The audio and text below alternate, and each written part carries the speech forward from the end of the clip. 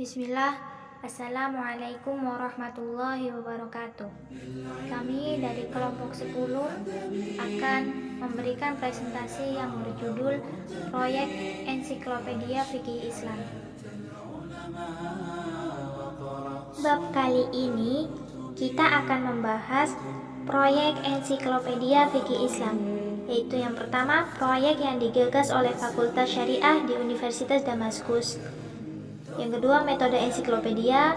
Kemudian proyek yang digagas oleh Dewan Tertinggi Urusan Keislaman di Kairo, proyek yang digagas oleh Institut Studi Islam Kairo, proyek yang digagas oleh Kementerian Wakaf dan urusan-urusan keislaman di Kuwait. Berikutnya majalah Al-Ahkam Asy'ariyah ala Madhab Al-Imam Ibnu Hanbal Asy-Syaibani dan pembukaan pintu ijtihad secara bersama-sama. Yang pertama, proyek yang digagas oleh Fakultas Syariat di Universitas Damaskus.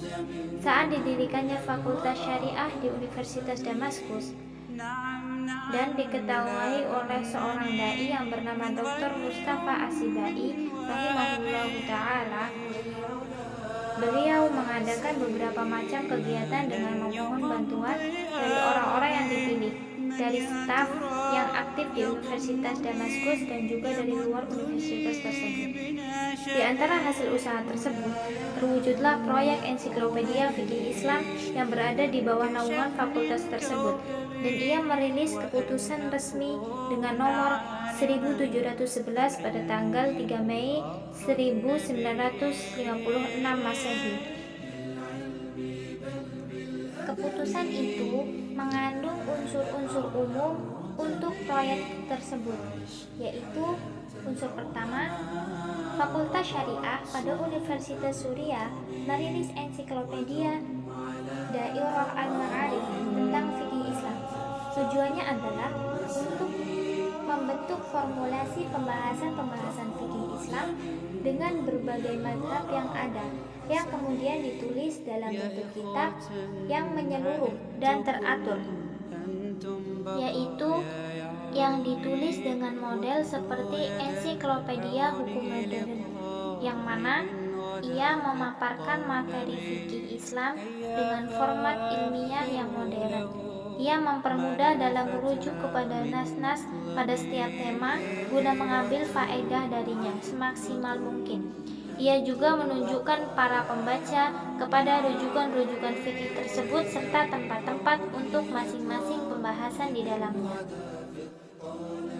Adapun unsur kedua, ensiklopedia fikih Islam tersebut disusun dengan bahasa Arab.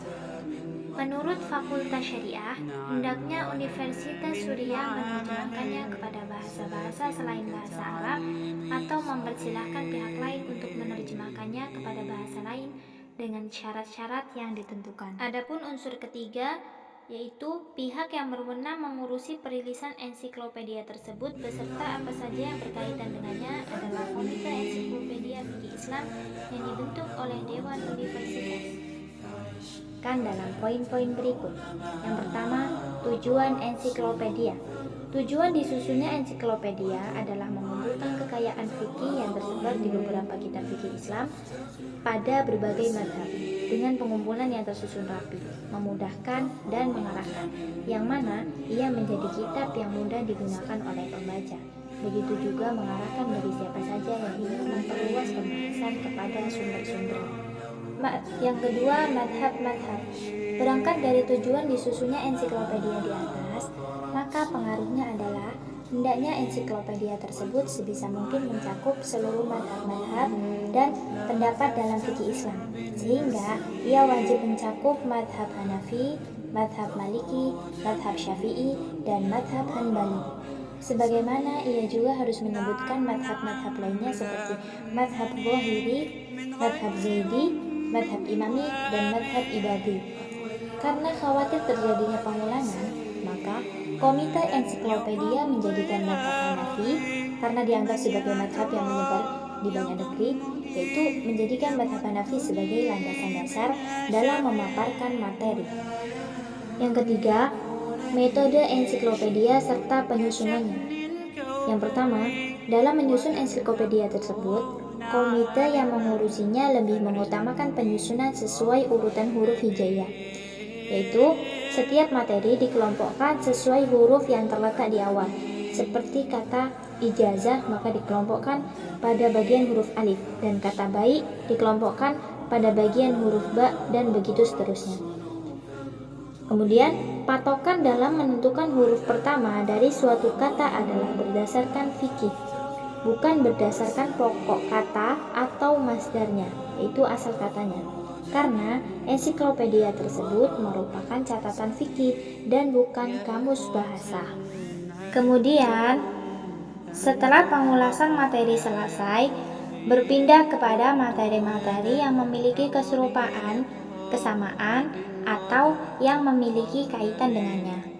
Contohnya, pada pembahasan mengenai jual beli, pembaca dihadapkan pada pembahasan seputar barter, akad salam, dan juga shorof, yaitu penukaran. Yang berikutnya yaitu pembagian tema-tema. Tema-tema di dalamnya dibagi menjadi 3 bagian. Yang pertama, tema yang umum, seperti jual beli. Yang kedua, tema yang terpisah, seperti hak memilih. Tema tersebut masuk di bawah tema-tema yang umum, seperti jual beli, akan tetapi ia membentuk sebuah tema yang terpisah. Yang ketiga, tema yang menjadi acuan, yaitu tema yang masuk di bawah tema yang umum maupun yang terpisah. Yang berikutnya adalah gaya penulisan. Hendaknya penulis memaparkan materi dengan gaya penulisan yang bebas dari kerumitan. Alangkah baiknya jika penulis menggunakan ungkapan-ungkapan yang biasa digunakan dalam kitab-kitab fikih. Apabila ia mendapatkan ungkapan di dalam kitab fikih yang dapat mengantarkan kepada makna secara jelas dan gamblang, maka ia menukilnya sebagaimana adanya dengan meletakkannya di dalam kurung, serta menyertakan sumber ungkapan tersebut. Yang berikutnya adalah tahap pengerjaannya. Proyek besar tersebut melalui beberapa tahap. Tahap yang pertama yaitu tahap pengumpulan lafal-lafal fikih Islam dari kitab-kitab 4 madhab yang telah terkenal dan kitab madhab zahiri. Tahap kedua yaitu tahap penetapan pola-pola materi sesuai lafal-lafal yang telah dikumpulkan pada tahap pertama.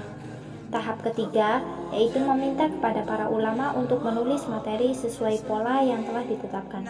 Tahap keempat yaitu tahap peninjauan materi yang telah ditulis dan masuk ke pihak komite dan mengaturnya serta menyiapkannya untuk dicetak.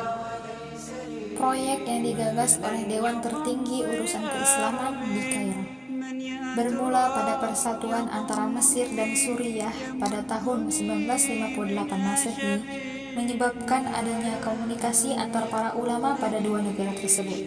Dari kerjasama tersebut muncullah proyek ensiklopedia fikih yang dimulai oleh Fakultas Syariah di Universitas Damaskus, seperti yang telah dijelaskan di depan. Kemudian pada tahun 1960 Masehi terjadi komunikasi antara para pengurus ensiklopedia yang berada di Damaskus dengan Menteri Wakaf yang berada di Mesir. Dengan itu terbentuklah Kementerian Wakaf Dewan Tertinggi untuk urusan-urusan keislaman. Di antara komite yang berada di bawah dewan tersebut adalah 1. Komite Pengurus Ensiklopedia Fikih Islam. Kedua, pada Januari tahun 1961 Masehi muncul keputusan kementerian tentang pembentukan komite tersebut yang beranggotakan orang-orang Suriah dan Mesir. Ketiga, pada tahun yang sama, Suriah memisahkan diri dari Mesir sehingga berpengaruh terhadap kinerja komite ensiklopedia. Oleh sebab itu, struktur keanggotaan komite tersebut diulang pada tahun 1962 Masehi. Yang keempat, juga pembentukan komite diulang kembali pada akhir tahun 1964 Masehi. Pada saat gencarnya gelombang mensakralkan kepemimpinan dan menisbahkan sesuatu kepada selain ahlinya, muncul keputusan kementerian yang memberikan nama ensiklopedia dengan Ensiklopedia Jamal Abdul Nasir seputar fikih Islam. Adapun langkah-langkah yang diambil oleh komite dalam melaksanakan hal tersebut adalah: 1. Hendaknya menteri ensiklopedia tersebut disusun secara urut sesuai urutan huruf hijaiyah dengan memperhatikan awal kata dan huruf berikutnya, sebagaimana kata tersebut diucapkan tanpa harus melihat kepada pokok katanya. 2. Hendaknya bagi nama tiap bab materi fikih terpisah dengan menggunakan istilah-istilah yang diurutkan sesuai urutan huruf hijaiyah. Adapun yang lainnya mengikuti kebijaksanaan Komite Peninjau Ulang atau disebut audit, kemudian Komite Pusat.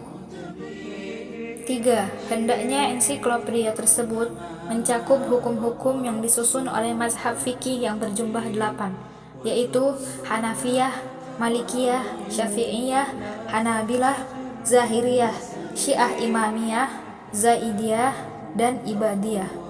Dan hendaknya pendapat masing-masing mazhab tersebut disertakan kecuali pendapat yang langka atau aneh.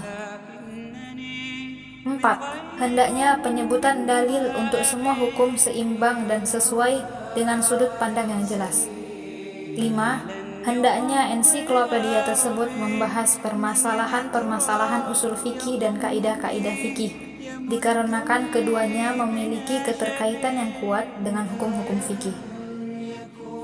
6. Tugas ensiklopedia ini bukanlah membandingkan antara beberapa ajaran dan beberapa mazhab fikih, bukan juga mengunggulkan salah satu pendapat atas pendapat-pendapat lainnya, dan bukan pula menyebarluaskan hasil kajian dan pendapat-pendapat, akan tetapi tugasnya adalah mengumpulkan hukum-hukum fikih, menyusunnya dan menukilnya secara teliti dan akurat dari sumber-sumber kitab fikih yang diterima oleh umat hingga akhir abad ke-13 Hijriah, dengan menggunakan ungkapan-ungkapan yang mudah dan sesuai dengan situasi kita.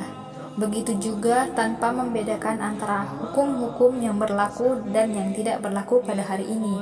Adapun hal yang bukan sebagai fungsi utamanya ditulis pada kolom khusus. Pada tahun 1980 Masehi, ensiklopedia tersebut sudah terbit hingga 14 jilid, dan bagian akhir dari jilid ke-14 tersebut berbicara mengenai bab makanan. Proyek yang digagas oleh Institut Studi Islam Kairo. Institut Studi Islam yang berada di Kairo berpikir untuk menyusun kitab mengenai fikih Islam. Dalam penulisannya, mereka mengumpulkan hukum-hukum dari 8 mazhab pada tiap bab-bab fikih, yaitu mazhab Ahlus Sunnah yang berjumlah 4, mazhab Zaidiyah, Ja'fariyah, Ibadiyah, dan Zahiriyah.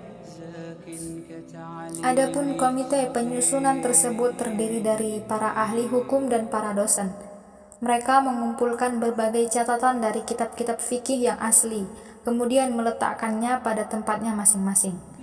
Mereka mengawali kitab tersebut dengan bab nikah, kemudian menulisnya hingga mencapai 1.500 halaman, padahal baru saja menulis seputar rukun-rukun nikah beserta syarat-syaratnya. Lalu Dewan Manajemen Studi Islam mendapati bahwa biaya pembuatan lebih banyak daripada hasil. Akhirnya mereka menetapkan untuk mengganti kitab tersebut dengan membuat ensiklopedia fikih sesuai urutan huruf hijaiyah, sehingga dalam mengurutkan letak-letak istilah tersebut mengikuti urutan huruf-huruf hijaiyah. Dalam ensiklopedia mencakup 1. Seluruh kekayaan fikih dalam Islam sesuai yang terdapat dalam 8 mazhab fikih. 2. Terkadang disebutkan juga pendapat para sahabat dan tabi'in yang terdapat dalam kitab-kitab penting, dengan memperhatikan penyebutan sumber-sumber pada akhir setiap pembahasan atau pada catatan kaki. Ketiga, mengkaji pendapat 8 mazhab dengan berkomitmen untuk menyebutkan pendapat yang disepakati pada awalnya, sehingga tidak perlu mengulang-ulang ulasan yang telah diungkap dalam kitab-kitab tersebut. 4. Adapun permasalahan yang terdapat perselisihan pendapat di dalamnya, maka disebutkan terlebih dahulu pendapat mayoritas, kemudian pendapat-pendapat yang menyelisihi isinya, beserta sumber-sumber perselisihan tersebut. Kelima, terdapat di dalamnya usul fikih karena dianggap sebagai kekayaan. Komite yang diketuai oleh Syekh Muhammad Abu Zahroh rahimahullah berpesan, hendaknya ensiklopedia tersebut mudah mencerahkan, dan jelas, yang mana ia tidak jauh dari pengetahuan para cendekiawan dan tidak terasa asing oleh perasaan para pakar, tetapi mampu menghilangkan dahaga mereka dan memenuhi kebutuhan mereka tanpa harus melalui jalan yang berliku-liku. Kemudian pada akhir tahun 1965 Masehi, jilid pertama dari ensiklopedia tersebut telah selesai penulisannya, dan jilid pertama ini memiliki 544 halaman. Proyek yang digagas oleh Kementerian Wakaf dan Urusan-Urusan Keislaman di Kuwait. Kementerian Wakaf dan Urusan-Urusan Keislaman di Kuwait bergerak untuk menghidupkan kembali pusaka Islam. Proyek yang paling pertama mereka gagas adalah proyek pembuatan ensiklopedia fikih Islam. Pada periode pertama, dalam pembuatan ensiklopedia tersebut, mereka menyiapkan anggaran sebesar 200.000 dinar Kuwait pada tahun 1966 hingga 1967 Masehi. Dan mereka juga mengajak orang yang berpengalaman dalam hal ensiklopedia, yang termasuk salah satu sumber ide untuk proyek ensiklopedia Fakultas Syariah di Universitas Damaskus, yaitu Ustadz Mustafa Zarqo. Orang yang berpengalaman dalam hal ensiklopedia tersebut meminta kepada beberapa pakar fikih Islam untuk menulis sebagian materi-materi fikih dengan syarat hendaknya pembahasan tersebut mengulas 8 mazhab, yaitu Hanafi, Maliki, Syafi'i, Hanbali, Zohiri, Zaidi, Syi'i al-Imami, dan Ibadi. Ada beberapa sampel tema yang ditulis di dalam ensiklopedia. Kemudian sampel tema ini nanti dipublikasikan atau diterbitkan. Nah, di sini ada 3 sampel tema dalam ensiklopedia tersebut yang telah diterbitkan, yaitu tema minuman, makanan, dan hawalah. Tujuan dari publikasi sampel-sampel ini adalah supaya mendapatkan komentar-komentar dari para ustadz yang berkompeten, dan komentar-komentar inilah yang dijadikan sebagai panduan dalam cetakan yang final untuk ensiklopedia dan mengurutkannya sesuai alfabet setelah proses penulisannya selesai. Banyak orang yang bergembira atas ide yang dibangun oleh pemerintahan Kuwait ini dikarenakan kemampuan keuangannya.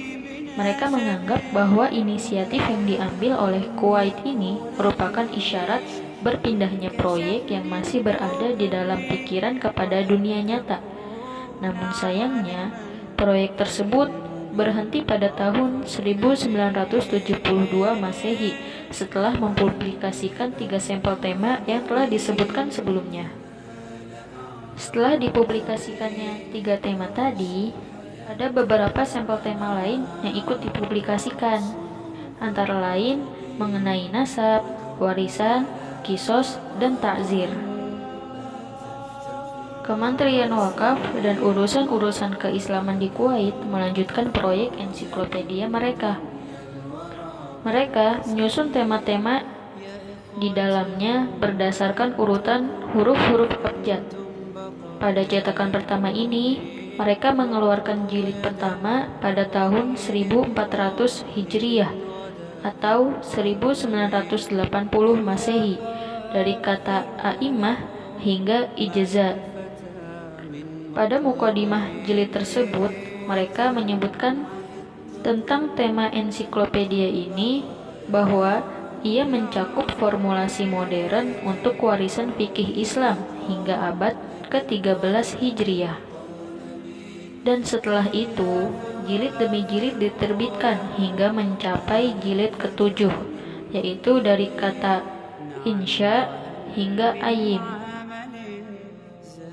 Dr. Jamaluddin Attiyah telah mengajukan usulan yang berkenaan dengan proyek ensiklopedia tersebut. Di antaranya, yang pertama, mencantumkan pendirian lembaga penelitian hukum Islam yang meliputi perpustakaan, berbagai manuskrip, dan juga meliputi beberapa kamus untuk kitab-kitab induk rujukan fikih. Begitu juga mencantumkan ensiklopedia ayat-ayat hukum, ensiklopedia hadis-hadis hukum, ensiklopedia perundang-undangan Islam, ensiklopedia hukum-hukum tentang kekuasaan kehakiman Islam, ensiklopedia fikih Islam, dan kitab undang-undang fikih Islam. Dr. Jamaluddin Atiyah menganggap bahwa melaksanakan usulan-usulan tersebut merupakan perkara yang penting dan perlu sebelum memperdalam pembicaraan seputar tema ijtihad, karena ia merupakan piranti-pirantinya serta pendahulunya. Nah, apabila usulan tersebut terlaksana secara sempurna, maka pembentukan lembaga fikih Islam sangat mudah terlaksana juga, yang mana ia menyatukan beberapa ulama spesialis dari seluruh negeri Islam untuk mengeluarkan ide-ide mereka, seperti halnya institut-institut modern. Selanjutnya ialah majalah Al-Ahkam Asy-Syar'iyyah ala Mazhab Al-Imam Ahmad Ibnu Hanbal Asy-Syaibani. Raja Abdul Aziz Al-Saud hafizahullah ta'ala memiliki keistimewaan berupa pengetahuan yang brilian. Beliau mengharapkan penyusunan majalah yang memuat hukum-hukum syar'i yang serupa dengan majalah Al-Ahkam Al-Utsmaniyah dengan format yang lebih baik. Demi melancarkan hal tersebut, Raja Abdul Aziz memberikan arahan kepada para qadhi di Mahkamah Islamiyah agar mereka bersandar pada kitab-kitab induk fikih. Hal tersebut pun mendapat respon dari Syekh Ahmad bin Abdullah Al-Qari yang merupakan salah satu qadhi di Mekah Al-Mukarramah, sehingga beliau menyusun majalah yang memuat hukum-hukum berdasarkan pada mazhab Imam Ahmad, yang mana beliau mengintisarikannya dari kitab-kitab andalan dalam mazhab pada pembahasan-pembahasan seputar muamalah. Sebagaimana beliau mengintisarikan beberapa kaidah fikih dari kitab Al-Qawaid milik Ibnu Rajab, dan beliau membiarkannya dalam bentuk tulisan tangan.